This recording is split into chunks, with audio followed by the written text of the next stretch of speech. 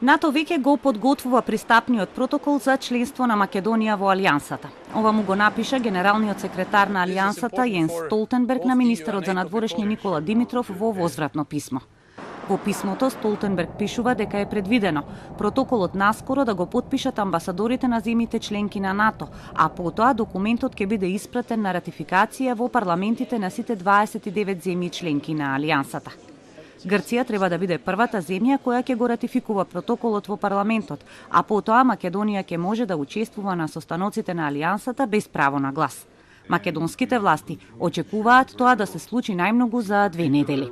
Ние ќе се добиеме едно столче, кое што е важно, нема да се зборува за нас на масата, а ние да сме надвор пред вратата, туку ќе бидеме во тие дебати. Се надевам дека тоа ќе биде за Министерката за одбрана Шекеринска уште во февруари, бидејќи министерски има за одбрана во февруари. За мене тоа ќе биде во април, има министерскиот на ниво на МНР во Вашингтон. Писмото на Столтенберг е всушност одговор на писмото што Димитров минатата недела го испрати до него, во кое му напиша дека Македонија е подготвена да ги прифати обврските за членство во НАТО.